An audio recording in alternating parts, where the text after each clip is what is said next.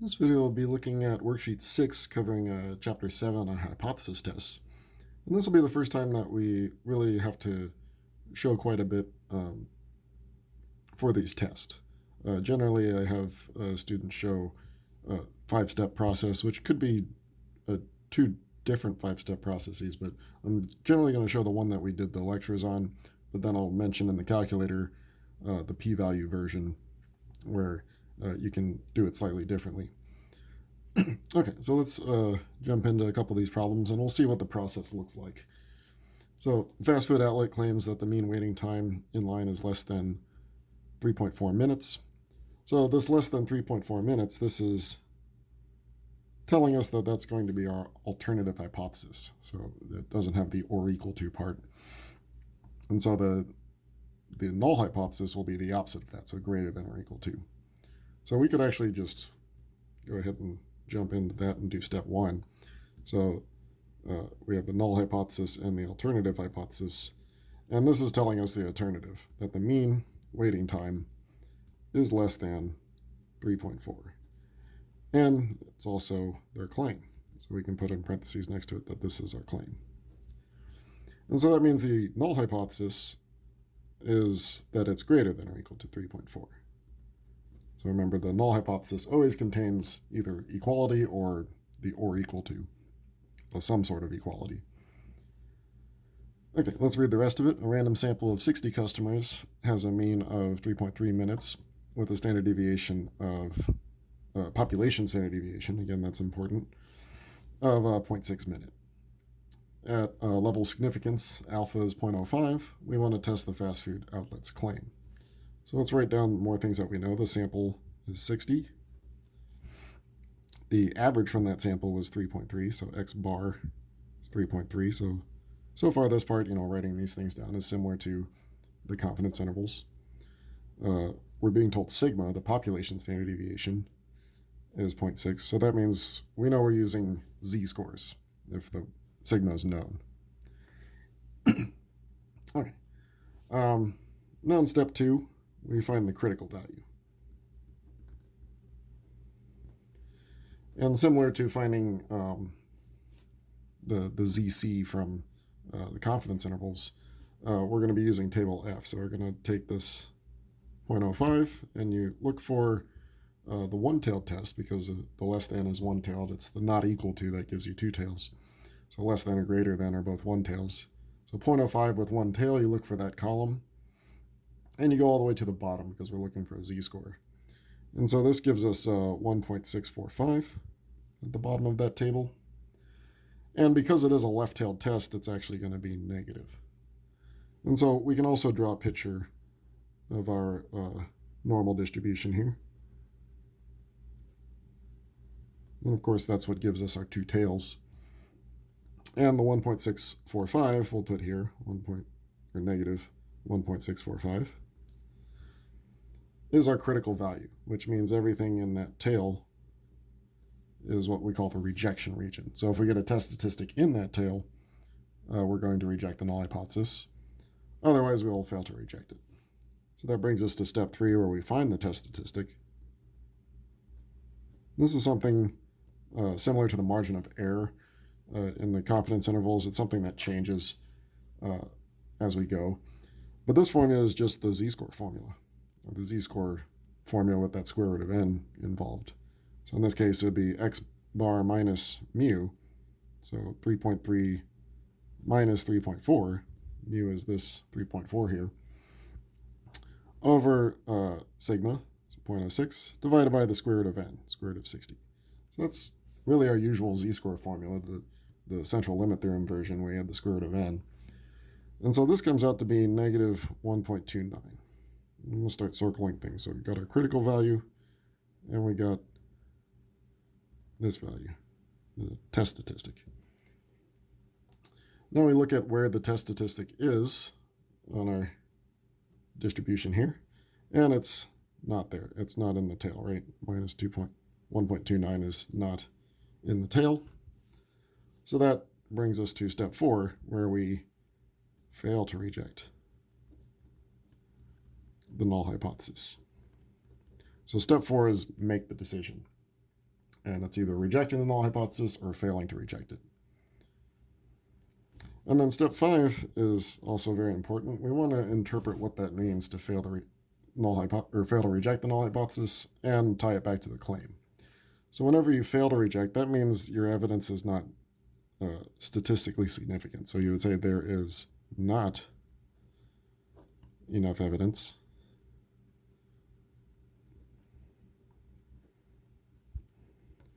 And then what are we doing? If we're not rejecting the claim, then we're not able to support the alternative. So we would say there's not enough evidence to support the claim. And then what is the claim? That the mean waiting time was less than 3.4 minutes.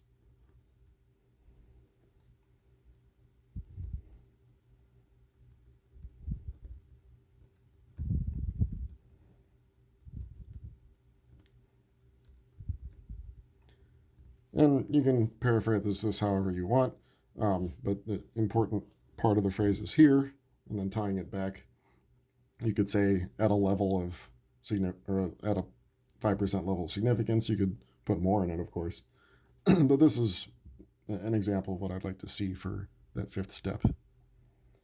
Now in the calculator, which I'll put up here. So in the calculator, you again go to stat, over to tests, and the very first one is z-test. And you also see t-test there. T-test is when the population standard deviation is unknown. And when you input everything in, so you have all this information that you put in, you put the less than for the type of test that it is. And when you hit calculate, it'll give you the test statistics. It'll give you this value here. And it'll also give you a p-value, which I need to have some room for. The p-value in this case was 0.0984, which interprets to mean, that interprets to mean the probability of making a type 1 error is about 10%, a little less than 10%. But you can compare it directly to the alpha. This is bigger than 0.05, and that would allow you to say that you fail to reject. So if it's larger than your level of significance, then you fail to reject. If the p-value is smaller than your level of significance, then you reject. So I'll point that out in each of these as well. So we have our normal, what we call traditional 5-step process. And then you have the p-value version, which kind of replaces this. Because you still get your test statistic, but then you also get the p-value that directly allows you to decide the test. So in some sense, it's a bit faster to do it that way. And p-values are what's commonly used. That's why we call this the traditional one, because today we generally use p-values to do these things. Okay, our next one. Manufacturer claims that the mean lifetime of its fluorescent bulbs is 1,000 hours. Homeowner selects 40 bulbs and finds the mean lifetime to be 990 hours with a population standard deviation of 80 hours. And we want to test this claim. So the claim is that it's equal to, that it is 1,000. So our claim is actually the null hypothesis here. Oops. So that the mean is 1,000, so equal to 1,000. And that's our claim. And then we're not on step 2 yet. The alternative is the opposite of that. So this is the case where you get not equal to. So next are critical values. We're using 0.05 again, but this time it's a two-tailed test. So you look in that appropriate column, you get critical values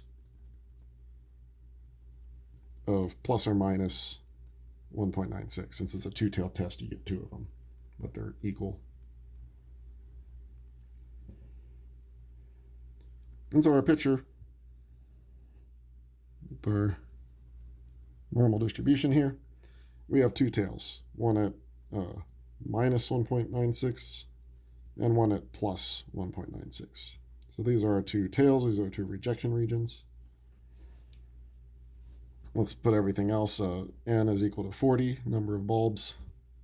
The average in that sample was 990. And standard deviation, population standard deviation is 80. So again, we're going to be using the z-test. So step 3, we're looking for a test statistic. Again, using our z-score formula. So this would be 990 minus 1,000 over standard deviation of 80, and then over the square root of 40. This comes out to be negative 0.79. So that's definitely not in the tails, it's around here.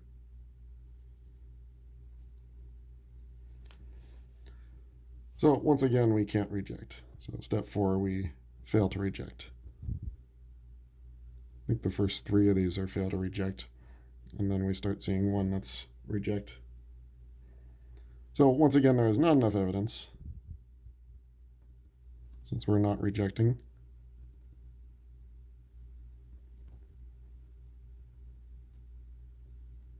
Again, underline the is not. There's not enough evidence. We'll put something underneath this so it writes a little bit better.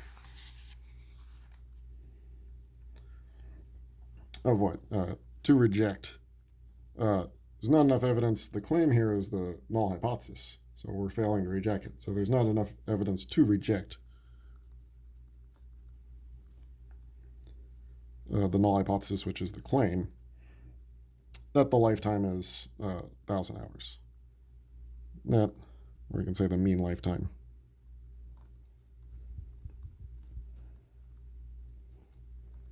Is 1,000 hours.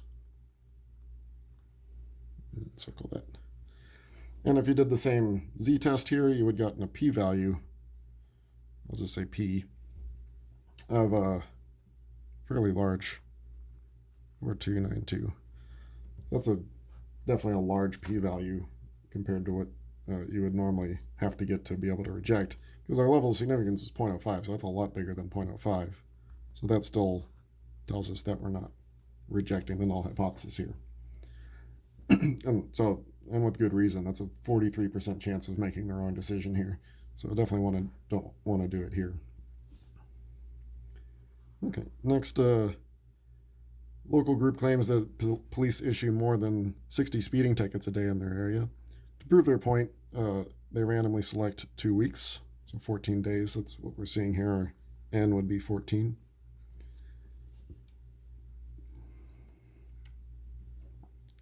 And the research yields the number of tickets issued for each day. So we want to test at a 0.01 level of significance this claim. So what is the claim? That more than 60. So let's underline that, more than 60. So that's an alternative hypothesis. So when we set up our null and alternative, the alternative hypothesis is that it's more than 60. So mu is strictly greater than 60. So that means the null will be the opposite of that. So less than or equal to. Again, the null hypothesis should either have equal to or an or equal to in 60. Okay. In this case, you can possibly do this completely in the calculator, but I'm just going to say what you get if you put this into a list and find the mean and standard deviation. You get the mean to be 60.2 and the standard deviation to be 13.4. Now I'm putting S here because notice there's no mention of a population standard deviation, and this one clearly came from this sample. So we're doing what we call a t-test. And so that means, just like when we did the confidence intervals, we need degrees of freedom, which in this case would be 13. One less than the sample size. So that's the same at least. So with degrees of freedom and our 0.01 level of significance, we get our critical value of what? You would look at the row of 13, the column that has 0.01 and a one-tailed test, and we get 2.65. It's a right-tailed test, so it's positive. We can draw a picture of that to see it. So since it's greater than, put 2.65 here. And so that's our right tail. So calculating our test statistic, this time we call it T, but the formula is the same. It's still the essentially same z-score formula.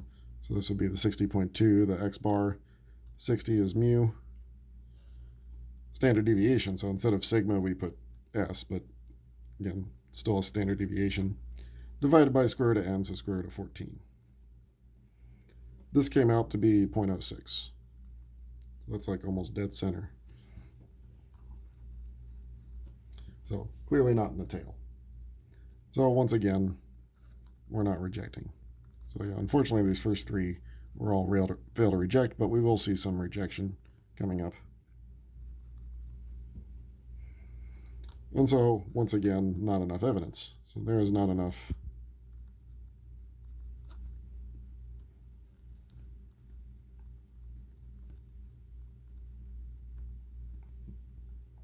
what was our claim? Well, the claim was that it was more than 60, so it's the alternative. So tying it back to the claim, there's not enough evidence to support the claim.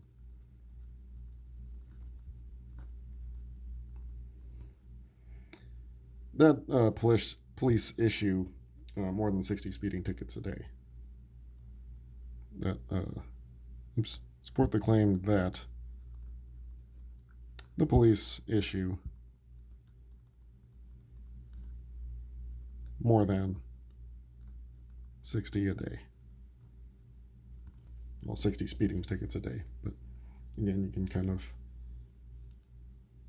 not put all the details if you don't want to, but there's certainly important details to put in.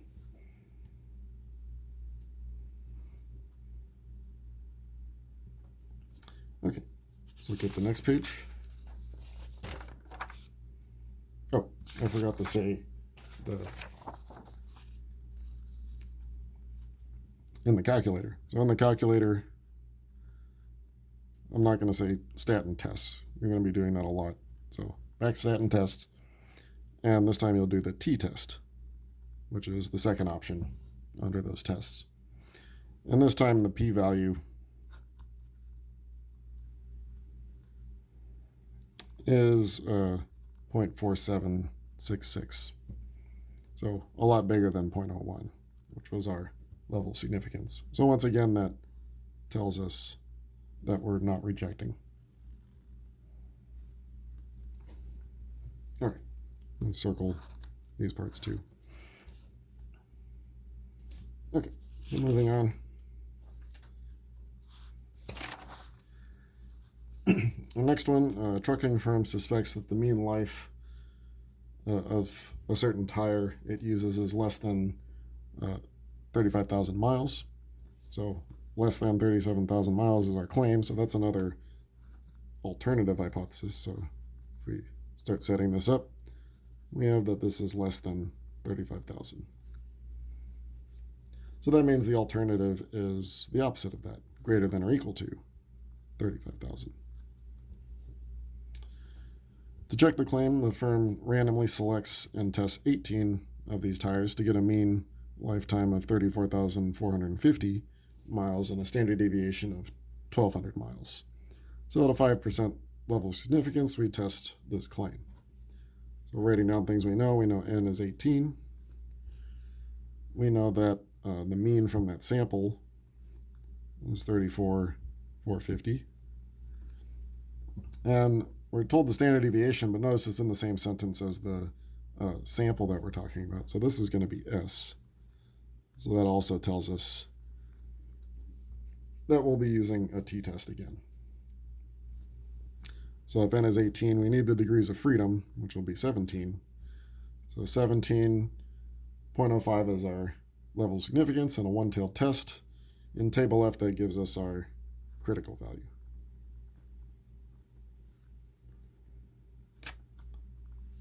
Which comes out to be negative 1.74. So drawing our picture of our one-tailed test, it's a less than alternative hypothesis. Notice the alternative hypothesis is what gives you the type of test. So less than means it's over here at minus 1.74. And that's our rejection region. Our test statistic, we're doing a t-test, but the formula is the same. So t is 34,450 minus 35,000. So that's just x bar and the mean over standard deviation 1200 and then divided by square root of 18 sample size. So this came out to be minus 1.94, and that's in our tail. So finally, we're rejecting the null hypothesis. And rejecting always means that there is enough evidence. So we start this sentence with, there is enough evidence.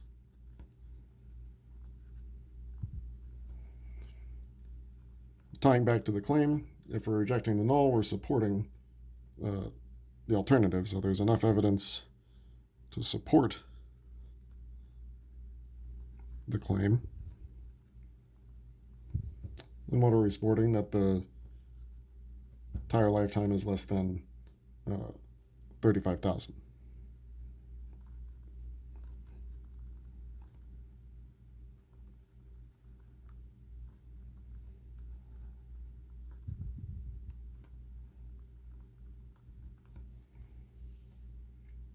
So went off a little bit there. And if you do the t-test in the calculator, again under stats and calc,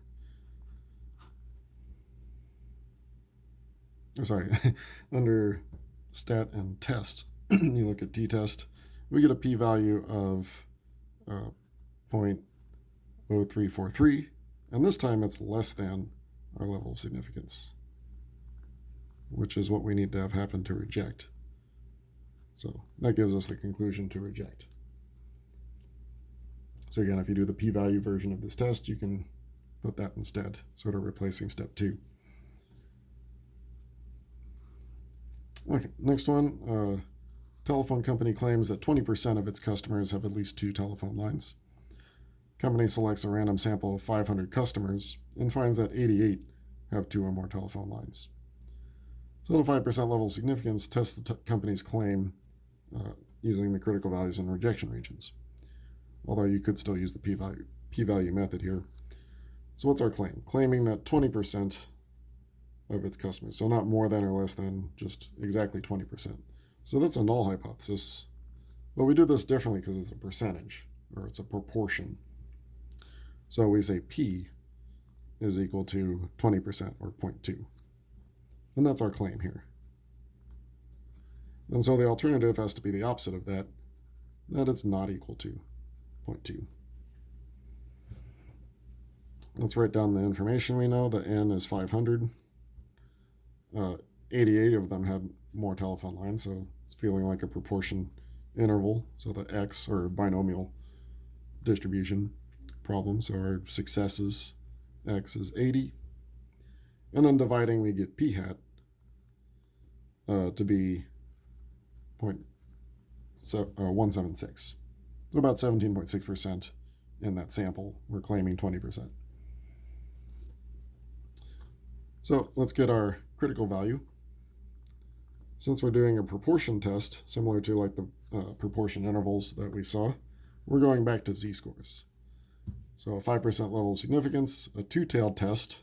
If you look at the bottom of table F, that gives you plus or minus 1.96. 1.96 is a very common one to do because this is a very common level of significance, and a two-tailed is very common as well.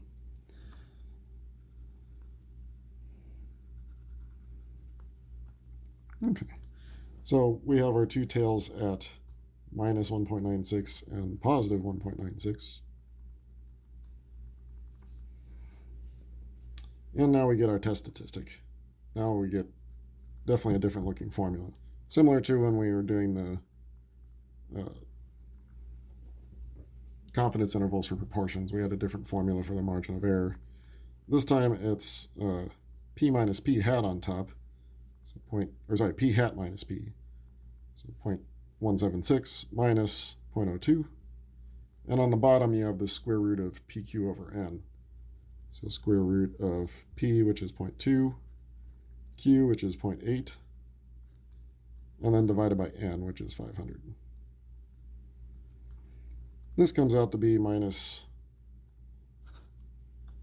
134. So that's not in a tail, right? So this time we're not rejecting. So step 4, we fail to reject. Which again means there is not enough evidence.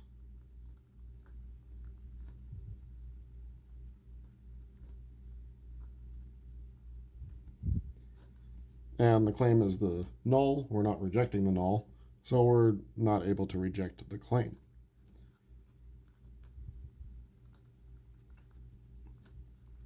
And then what is the claim? That 20% have at least 2 telephone lines. Let me underline here. I didn't underline this from before either.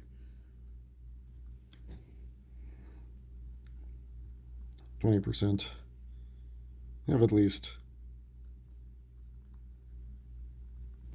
2. I'll just put lines, but telephone lines. Okay. This time in the calculator, put in the calculator up here, you're going to use the 6th option in the tests, which is called the 1 prop z test. So again, stat and tests. The 6th option, 1 prop z tests. Separate these. The p-value here came out to be 0.1797, which is clearly bigger than our level of significance, 0.05. So that again tells us to fail to reject. So that's the p-value version again. Okay, last one of these. A coin is tossed 1,000 times, and 570 heads appear. So at a 5% level of significance, test the claim that this is not a biased coin. Does this suggest that the coin is fair? So it feels like there's not enough info on this one, but we can figure it out because a coin, of course, has 2 sides.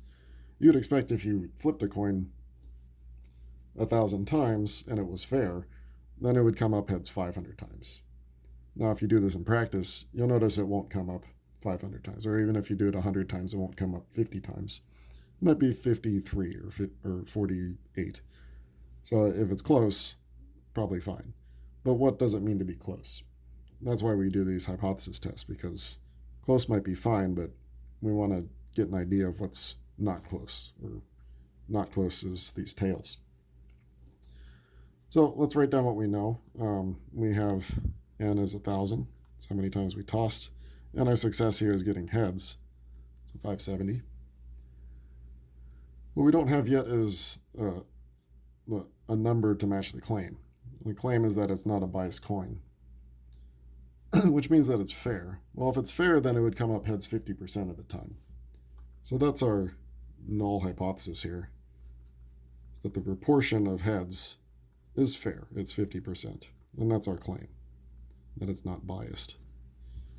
And so the alternative is the opposite of that it's not equal to 50, that it's not fair. Our p hat here I didn't do would be 57. So 57% of the time in this sample, it didn't appear as heads. So it does seem to be different, but is it significantly different? So our critical value, again, 5% level of significance, 2 tails. We once again get the 1.96 plus or minus.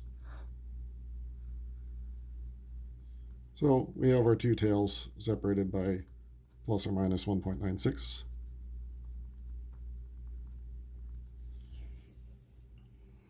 And now we need our test statistic. Same formula as before. So it's p hat minus p, so in this case it's 0.57 minus 0.5 over square root pq over n. So 0.5 Well, I didn't say what Q was over here. If P is 0.2, then Q is 1 minus that. So that's where we got the 0.8. And here, if P is 0.5, then Q is also 0.5. And the sample size is 1,000. So this comes out to be 4.43. So that's, you'd have to extend this quite a bit to get it to scale, but it's way out here. So it's definitely in that tail. So we are going to be rejecting the null hypothesis, which means we do have enough evidence. So whenever we reject, there is enough evidence.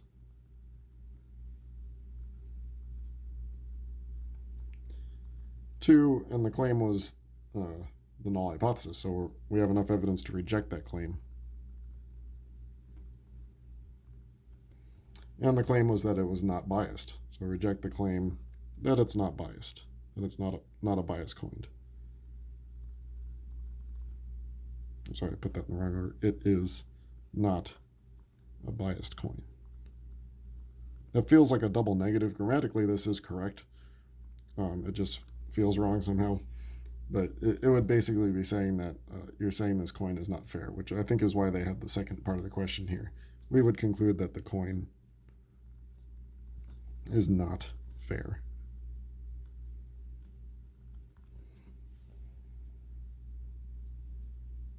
Because we're rejecting the claim that it is fair. If you do the one prop z test, the p-value comes out to be, you'll notice it comes in scientific notation. You're going to see that from time to time when you get a really small, or when you get something so extreme in the tail or in the other tail, you'll get a p-value that's very small. And so it'll be written in scientific notation, but if you change it to decimal notation, you end up with 0.000000955. But obviously that's small. That's definitely less than our level of significance of 0.05. So that, again, agrees with our decision to reject the null hypothesis. Okay, so sorry if this video felt like pedantic to go through so much, but I wanted to make sure that we understand that each of these hypothesis tests will be these 5-step processes, even when in chapters 8 and beyond they start to get a little bit more complicated. I want you to still remember that it's still this process. We always do these same 5 steps.